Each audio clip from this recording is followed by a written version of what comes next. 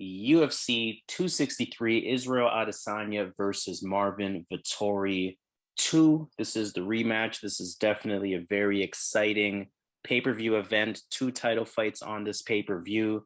Of course, he goes by the name of Zan. I go by the name of Harris, and we are Boxing MMA Picks back with another UFC prediction and analysis video. As usual, we give you the fight by fight breakdown and analysis specifically from the betting perspective, meaning we're letting you know which fights are worth the value, which fights you want to avoid because the value may be a little bit too steep, perhaps which underdog picks are worth taking a shot at.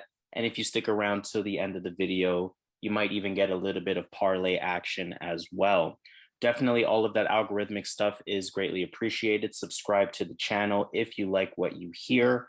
Press the thumbs up, like this video, and let's have some great conversation in the comments. Now, of course, we've done our prelim video already.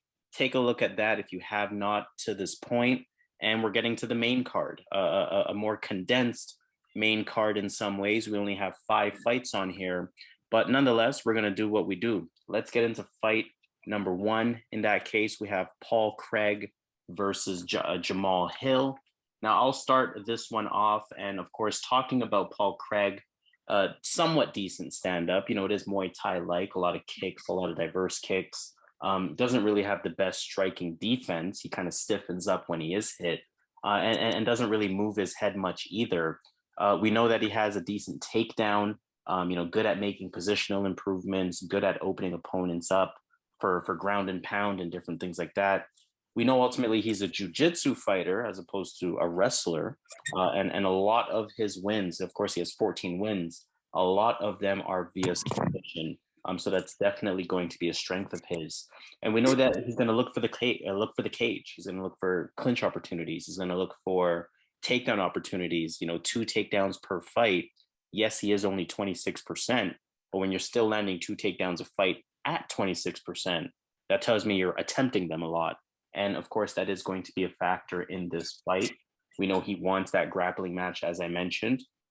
But Paul Craig, in general, terrible reliability. He's one of those fighters that like to pull guard. He'll give up positioning for a submission attempt to kind of go for broke. He's not really a reliable fighter. If he was the favorite, I would definitely say stay away from this guy. Of course, he is the big underdog in this fight at minus 240, taking on Jamahal Hill as a big favorite at minus 303.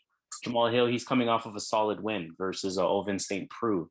That was only 5 months ago. On the feet, he's a southpaw, definitely has some power, definitely has some speed for the division as well. Sort of a kickboxing style. He'll definitely throw that kick to the head as well. Pretty light on his feet, decent movement, good choice of shots. I've seen him, again, repeatedly go to the body. In the prelim video, I mentioned how I feel about fighters that go to the body with their hands. I definitely like it. He doesn't really look rushed at all in his stand-up, definitely comes in with a game plan on the feet rather than being a wild fighter. And, we see his record undefeated 8-0 show as a result of that. A decent clinch against the cage, a good Muay Thai. I've seen some knees, I've seen some elbows in close. Cardio doesn't seem to be an issue at all for him. And he seems like one of those fighters who are getting a lot better with each fight that he takes on. Of course, still pretty young in his MMA career, again, with only those 8 professional fights.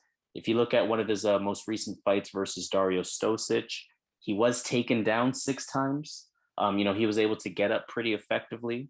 Generally, he actually looked really good in that fight, even with the 6 takedowns. So even if you take him down, as Paul Craig more than likely is going to be looking to do, it doesn't guarantee you a win in this fight. He has, in some ways, or at certain times, that much of a discrepancy on the feet. Ultimately, I do like Jamahal Hill to get it done here. I think he has a big cardio advantage. I think he has a big advantage on the feet. I think he's going to have a strength advantage as just the physically bigger fighter. And I think that's going to work to his advantage in terms of, the ground advantages that Paul Craig has and Jamahal Hill's ability to sort of fight that off. I think he's going to possibly piece up Paul Craig on the feet. I can see why he's a big favorite. May not be worth the big favorite pick, but again, I just don't see how he loses this one unless, of course, he gets caught in a submission or something like that. So Jamahal Hill is my pick. I feel pretty comfortable about this one. I just wish the odds weren't so steep. Yeah, I respect what you're saying there because you're speaking facts all day. This is going to be one of the easiest fights on the card. Jamahal Hill all day, like all day, all day, all day. This fight's going to be similar to when John Jones fought Stefan Bonner without all those takedowns. If you just remove all the takedowns, it's going to look similar. Elbows, backing the guy up against the fence, outstriking the guy, just being faster, longer. I don't give Paul Craig much of a chance in this spot. And I actually think Jamahal Hill, I know he's 30, but I believe in the next 2 years, I'm not saying he's going to be champion, but I believe that he's going to be up there. He's going to be someone that they're going to be talking about. There's going to be a lot of hype on him. I'm not going to buy it, but I don't think he'll be champ, but he's going to be someone that I believe everyone's going to be talking about very shortly. So I like Jamahal Hill to win this fight. And again, like you, I'm very confident he gets this done here. Yeah, absolutely. And let's move on to fight number 2. We have Demian Maia versus Belal. Remember the name Muhammad. Of course, one of my favorite fighters in the UFC. So I'm going to try not to be biased on this one. Let's start with Demian Maia. I mean, we know that he is one of the best grapplers that the UFC has ever seen. Where is he at this stage in his career? He's still performing, but he's 43 years old, right? His last fight was 14 months ago. That was that TKO loss that he suffered to Gilbert Burns. Arguably an early call on that one, but nonetheless, Gilbert Burns did win that fight. A southpaw in the stand-up, his stand-up at this point in his career, it is serviceable. Of course, we know it's not his strong suit, but he's not completely one-dimensional either. A lot of fakes, a lot of level changes. He makes it hard for his opponents to read him, especially when they're expecting that takedown. Like we know Demian Maia is going to want to do. Pretty healthy average at 2.5 takedowns per fight. Good pressure. He backs you up against the cage as well. And of course, he has a good clinch once he does back you up. Like I said, he's one of the highest levels of jiu-jitsu that the UFC has ever seen. I don't need to really expand on his grappling ability. He definitely has it. When I'm looking at Belal Muhammad, on the other hand, of course, we know the style of fighter that Muhammad is. Good boxing, good kickboxing. He can switch stance. He likes a fight in the pocket. He trusts his hands, definitely willing to engage. He has that striking IQ, switches things up really well, reads his opponent really well, knows sort of which shot to throw or which shot to set up. In Belal fights, it really is often whether or not you have the better striking or not. Although I like his boxing, it is possible to outstrike him. We've seen that, of course, in his last fight versus Leon Edwards. Yes, that is Leon Edwards, but nonetheless, it shows that it is possible to outstrike Belal Muhammad. But he's a pretty complete fighter for what it's worth. He has some wrestling. He can grapple. He's good on the feet. There's no real glaring weakness to his game. In terms of picking a winner, I'll keep it short. I like Belal in this one. Although he's at a grappling disadvantage, I think he has good takedown defense. I think he has that wrestling advantage, which of course can nullify the grappling at times. I think on the feet, he is a lot more advanced. And age is potentially a factor. Again, at 43 years old on the side of Demian Maia, we don't know where he's at. Whereas Belal Muhammad, he's fighting. He truly believes he is, should be in that title contention. So he's going to want to continue to get wins over bigger fighters to keep himself sort of at that helm and at that sort of short list of fighters who can potentially fight for the title. So I think Belal is hungry. I don't know if Demian Maia still is hungry. For that reason, above everything else that I mentioned, Belal is going to be my pick here. Minus 240 is not the worst value. I think that's pretty decent value. I like Belal in this one. Yeah, I'm with you here, but it is a tough fight. When you really look at Belal Muhammad, he's similar to Anthony Rocco Martin in a way. In a way. And Maia had a fight with him back in 2019, and Maia won a majority decision. I was able to utilize some grappling. So this is a fight that you got to think that there's that window that Maia can definitely get some grappling going. And if he gets Belal to the mat, that round's over. That round is a win for Maia. Maia, like, he's 43, but he's the best grappler in UFC history, not Royce Gracie. He is the best jiu-jitsu, not grappler. He is the best jiu-jitsu in the UFC history, not Royce Gracie, not Royce Gracie at all. It's Demian Maia. He's that good. He's shown it. He out grapples a lot of wrestlers, and he can easily come out and get Belal on the ground. If he implements a heavy grappling game, it's his fight. But at 43 years old, and he's fighting a guy in Belal where Belal, he's 18 wins, 3 losses, really 4 losses. He really lost. He was going to lose to Leon, but he's 18 wins and 3 losses. And he only loses to guys that like Jeff Neal, Vicente Luque, Alan Juban, guys that were able to beat him on the feet. He has never been able to fight a guy that, but again, Maia's on the next level, but he hasn't been able to fight a guy that utilized grappling to beat him. He always keeps it on the feet. Even if he gets to the mat, he's a 3-round fighter. He has really good cardio, one of the best in the UFC and when it comes to cardio. So even if he loses that first round to some grappling, he has the fight. He has the heart. He will not. I don't think he'll submit. I don't think he'll lose in the first round. But second, third round, Maia, I think, is going to be a fish out of water here. I think with Belal's pressure, his pace as the fight goes on, his cardio, he stops the takedowns. I think Maia is going to be in trouble at 43 years old. So I'm going to go Belal Muhammad here. He might face some adversity in the first round. He may not, but he might. But I see second and third round clear, decisive rounds for Belal. Sounds good to me. I definitely agree with that. And the additional analysis provided in terms of second and third round in favor of Belal. Let's move on to fight number 3 of our main card. We have Leon Edwards taking on Nate Diaz, the return of Nate Diaz, of course, in some ways. How do you feel about this one? Okay, I'll be honest. I think when it comes to that welterweight division, I think there's only one guy that has a chance against Usman. Obviously, people are going to say Covington. People are going to say Gilbert Burns. I'm going to say Leon Edwards. Leon Edwards, even his fight versus Usman had to utilize that grappling. But in that time, Usman's striking has gotten better. And in that time, Edwards' wrestling has gotten better, especially defensively. So Leon is still the better striker than Usman. But we're not talking about Usman. We're talking about Nate Diaz. In this fight, Leon Edwards is actually better in every area. He would beat him in a jiu-jitsu match.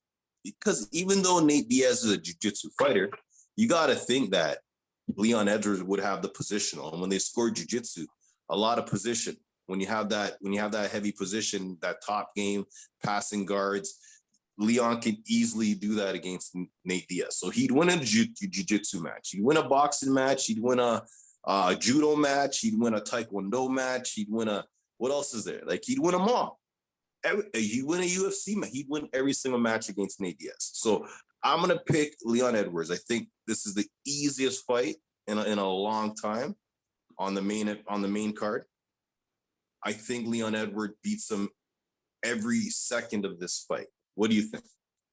Yeah, I'll keep it short. I just don't see Leon Edwards losing at all. I think he has better striking, faster striking, more power.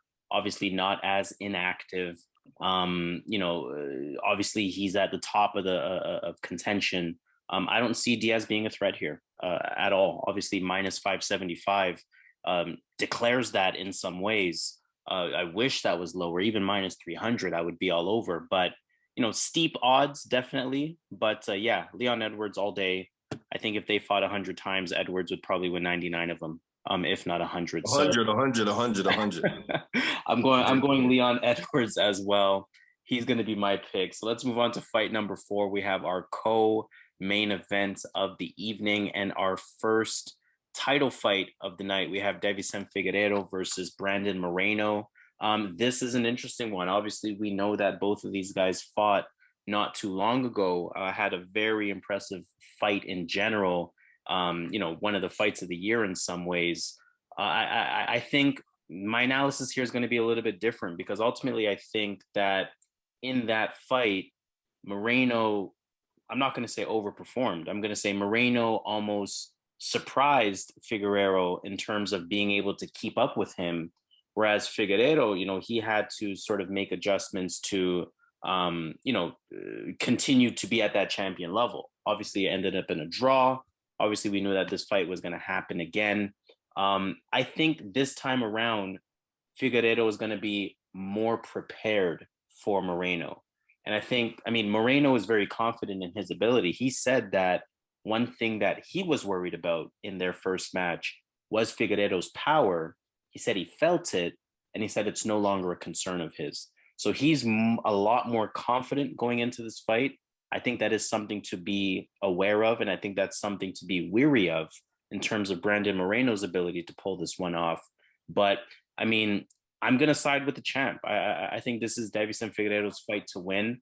I think he's going to make some necessary changes that he needs to make in order to make sure that he actually gets a clear decision as opposed to ending up in a draw.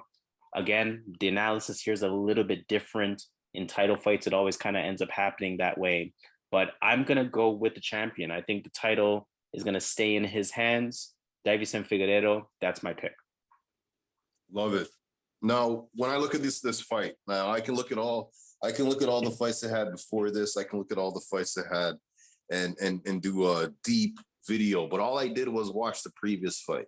I had to rewatch that fight, see what happened. And then I did some homework on that fight to find out the background of what's really going on, right? So the first thing I found out in that fight was Deiveson Figueiredo had he was sick, and it was actually verified by Matt.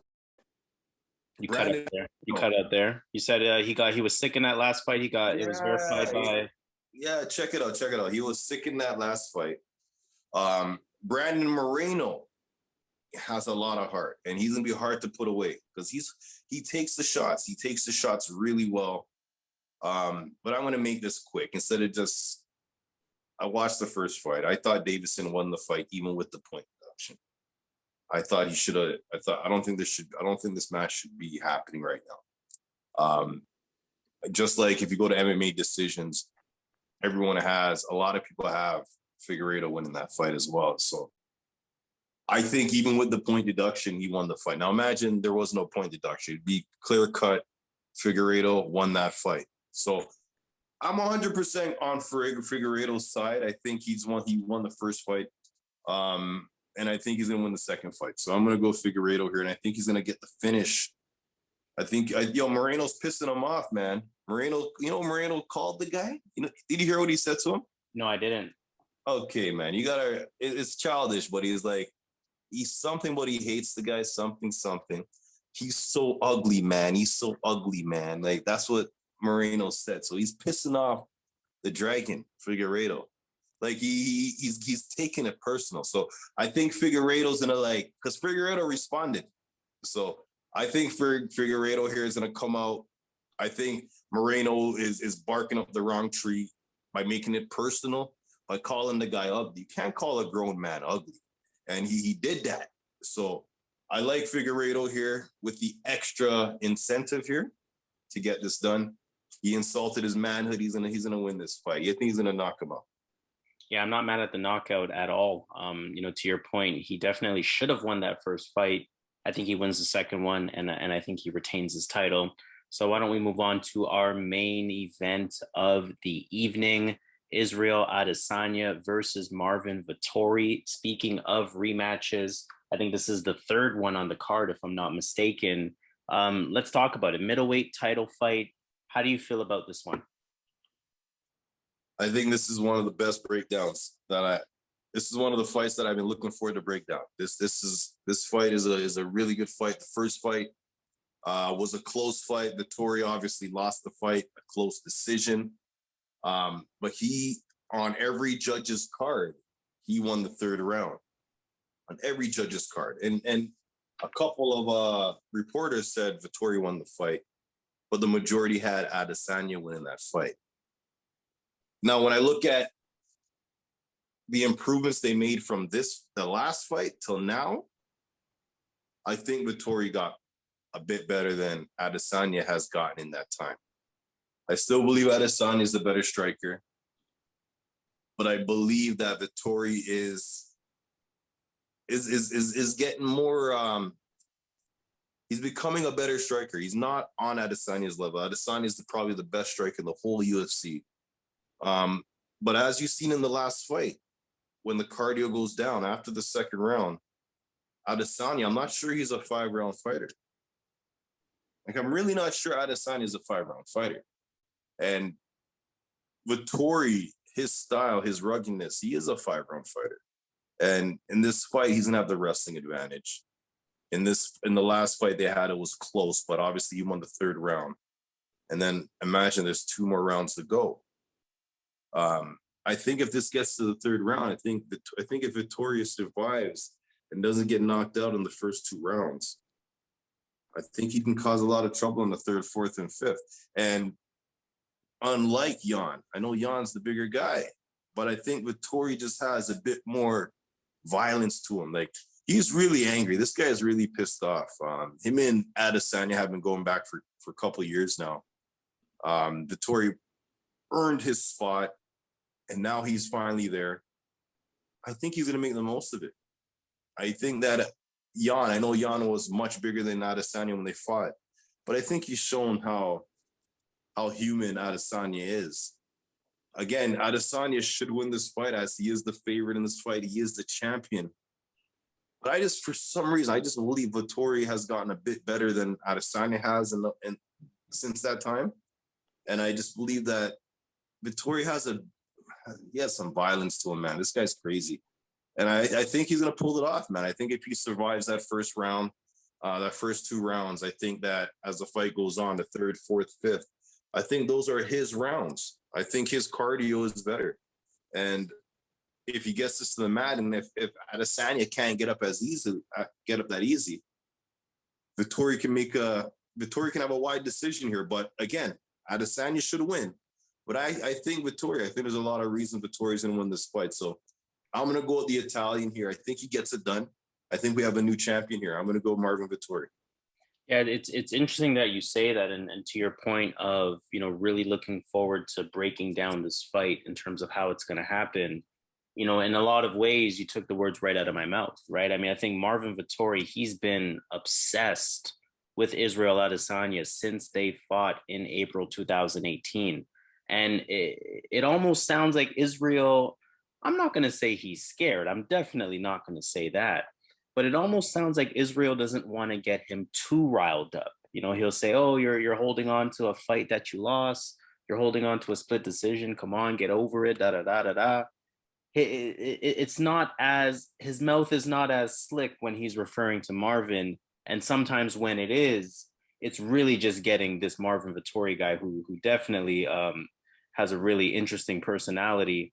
It's definitely getting him more and more fired up. He's getting more and more ready for this fight. He's been ready for this fight for 3 years. He had this rematch circled on his calendar for 3 years. He continued to perform. He continued to beat people, for 3 years. Again, in preparation of bringing himself back to this level.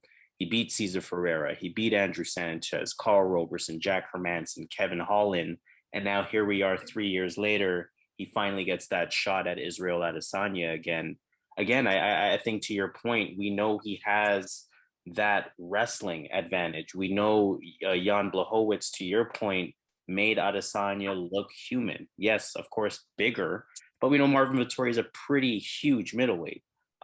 He's somebody that on fight night definitely will outweigh Israel Adesanya. And that could be a factor in the same way it was in the Jan Blachowicz fights. Obviously, Blachowicz was a bigger margin in terms of his weight difference. But again, Vettori's a really big guy. So, I mean, I won't go too far in terms of, or too in depth with the analysis here. Again, I'll agree with you in saying that Adesanya should win. He has 84% takedown defense. He's mentioned it many times with all of these guys who tell him, hey, you have no ground game. Hey, you have no ground game. They try it and then he nullifies it. So we've seen that time and time again before the Jan Blachowicz fight. If that Blachowicz fight didn't happen, I would think Israel Adesanya stuffs Vettori too. But because we saw that fight and we saw a little bit more of a human side to Israel Adesanya, I think Marvin is licking his chops to be able to do the same thing. He even said to Adesanya, "I'm going to wrestle you all day here." So he's already letting Adesanya know he definitely feels confident. He truly believes he can get the job done. I would not be surprised at all if Marvin Vettori pulls this one out.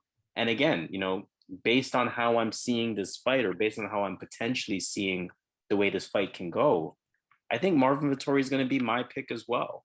Definitely some good underdog value here at the very least. I have to think this fight is probably a 60-40 fight in favor of Israel Adesanya. So, Vettori's super live on this one. He's going to be my pick as well. And, here at Boxing MMA Picks, sometimes we make some very bold and very bold predictions that we're right about. What was one of the bigger underdogs that we called? Was it Dustin Poirier in that fight, if I'm not mistaken? This could be one of those situations as well where Marvin Vettori gets the job done. So with that being said, of course, let's take it to Vegas. Let's see what fights we actually want to consider in terms of putting some coin on, or perhaps, again, just talking about who we feel has the best odds. Let's start with the underdog side of things. Whether you want to consider specifically the main card, or whether you want to talk about the card as a whole, which two underdogs are you looking at? Or sorry, which few underdogs are you looking at? Looking at I really think Marvin Vettori, man. Like, there's a chance he loses, but I think you got to look at those underdog odds, man. I think you got to look at those, man. I'm also looking at Luigi Vendramini and Brad Riddell. I believe is an underdog as well. That's correct. Yeah. So my underdog picks are very similar to that. So first, I'll talk about your. I don't know if you're gonna parlay that together, but if you were, you get some beautiful odds on that at plus 1333. I'm gonna drop one of those picks in terms of my underdogs. I'm going with Brad Riddell and Marvin Vettori. And to your point, just with the odds that these two fighters are at, it might be worth a little bit of coin. I know we usually talk about $100 bet, but even if you did a $25 bet, it would return 170. If you wanted to bet bigger and put 100 on that, it would return 682. Not promoting that, not a fan of gambling per se, more so a fan of picking some winning picks. But those are two underdogs that I'm definitely taking a look at. In terms of favorite picks, again, whether we want to consider just the main card or whether we want to consider the card as a whole, who are you taking a look at? All right. So as far as favorite picks, I'm not sure of the odds here. Deiveson Figueiredo is going to win for sure. Leon Edwards is going to win for sure. Those are locks to me. And I'm going to add in Jamahal Hill. And I'm going to add in one sec. How much is that right now? What is that? What are the odds? That's a plus 125. Well, that's it. Okay, I gotta get something else on that. Movsar Evloev. That's a winner. Yeah, that can't lose. And you know what? Again, that's 4 winners. That's 4 fights that can't lose. Honestly, that can't probably win 9 times out of 10 versus the respective opponents. So a healthy plus 215 on that. $100 will return 315, and for our bigger bettors, 250 will return 788. Not bad, again, for 4 fights that should get the job done. If I'm taking a look at my favorite picks, again, I'm going to be just one less pick than that. I'm definitely on the Leon Edwards train for this one. I just don't see how he loses. I really like Belal Muhammad. I know Demian Maia is the submission threat, but I really like Belal Muhammad to get the job done here. And then again, Deiveson Figueiredo, I don't see, not to say I don't see how he loses, but again, I think that to your point, he more than likely won the first fight in actuality. So this second time around where he's not sick, he's going to get the job done. So I'm actually just going to stick with those 3. Smaller payout, only a plus 142, but nonetheless, $100 will return 242. And for our bigger bettors, $250 will return a pretty healthy 606. So on that note, let's sign off again.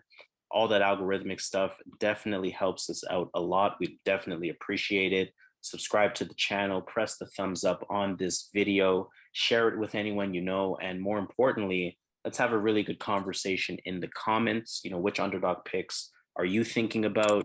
Which favorites are you thinking about? Perhaps which parlays are you thinking about? How do you feel about Izzy versus Vettori? Do you think Vettori has a shot at getting it done? Let's have all of that conversation in the comments. And again, we're going to be more than happy to, you know, really chop it up with you guys and have some good discussion regarding that. But on that note, we are going to sign off. He goes by the name of Zan. I go by the name of Harris. We are Boxing MMA Picks, giving you our main card predictions of UFC 263, Israel Adesanya versus Marvin Vettori 2. In our usual fashion, let's get this money. Let's get the loot.